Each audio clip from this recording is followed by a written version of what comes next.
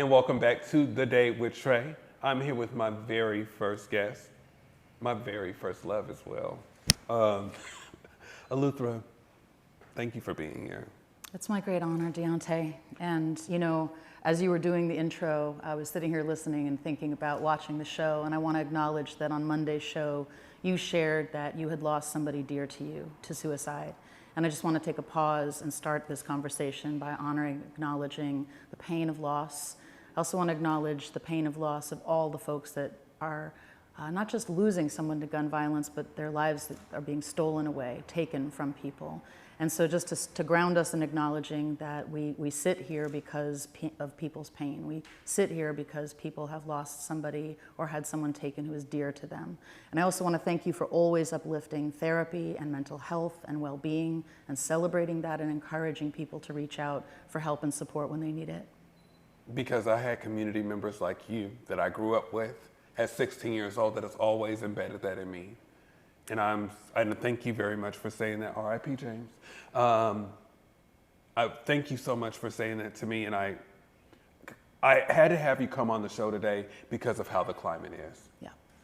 The climate is so high with the numbers of gun violence, and I think that we've just gotten the numbers, but we haven't been able to see what actionary items are happening, and that is scary. So can you walk us through what that looks like for us now? I can certainly do my part, and I want to I acknowledge. I love how you said that. I can certainly do my part, because I think that we all have a part to play in it. Exactly.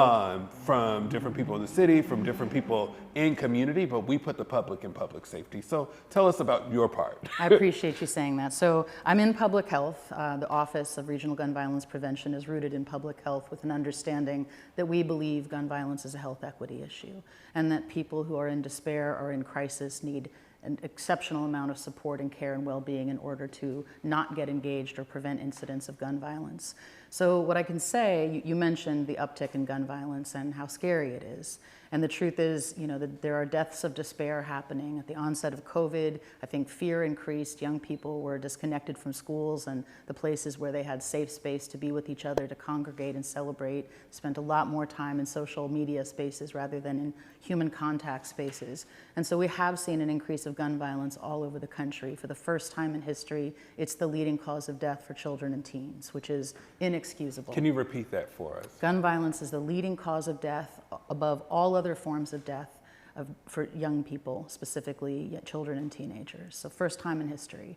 So there is calls to action across the nation. Yes, here in Seattle. Yes, we have issues that are happening here in Seattle. I appreciate you mentioning the organizations and community and folks that are doing the work. Seattle has initiatives and they're working really hard on it. And we at King County are working parallel and alongside of them, and also expanding those into areas of South King County where communities have been either pushed out or gentrified into areas of community that are not Seattle specifically. Yeah. And so we're working to make sure that services, cares, and supports are available to people wherever they are.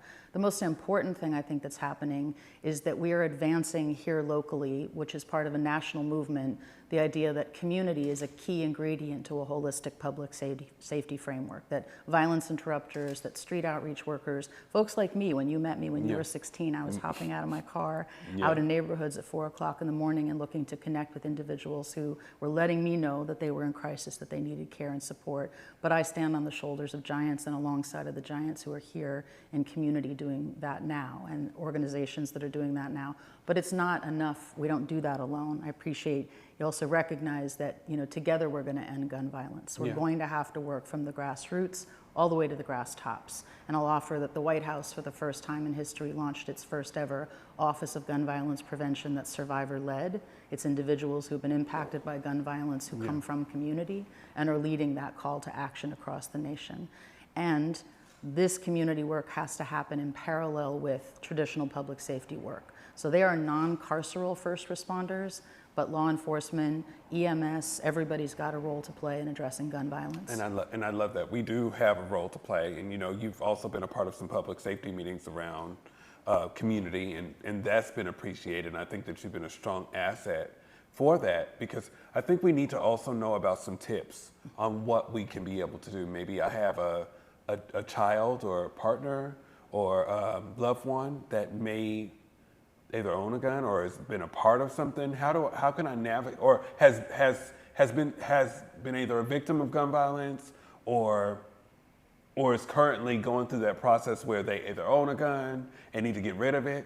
I know that there's programs in place. Could you embellish a little bit on some of those? I can touch on a couple things. So first, I want to shout out the people at Harborview Medical Center who survivor-led again, who are meeting bedside with victims of gun violence. And we know that folks that are impacted by gun violence are often 4 times more likely to get engaged or involved or hurt again with a gun. And so one of the partnerships that we have at Harborview actually distributes safe storage equipment to folks that are returning home to ensure that they can safely store their gun. I want to speak about the power of safe storage for responsible gun owners and people who have a gun for whatever reason they feel like they need one.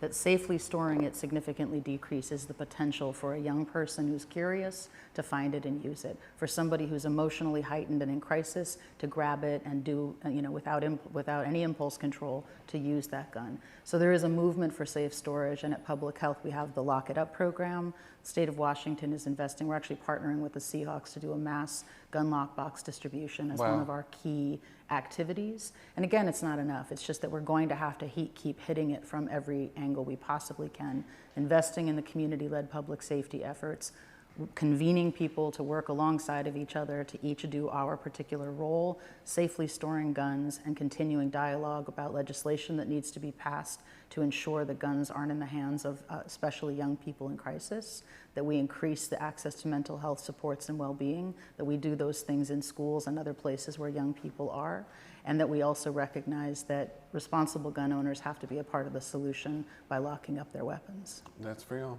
And I think well, that was a lot to I don't want to say unpack, but it's a lot for us to be able to be the call. We are a part of the call to action. I think so many times we do a lot of kind of blaming this era or this, but I think that we all have a part to play in that. So I think that I want to really shout out some of the programs that you've been invested in too, like the Alive and Free. I want to thank the Alive and Frees because that's what helped me and my brothers and my family, a lot of my family members that were a part of that program, as well as community passageways that have been leading the pathway for that.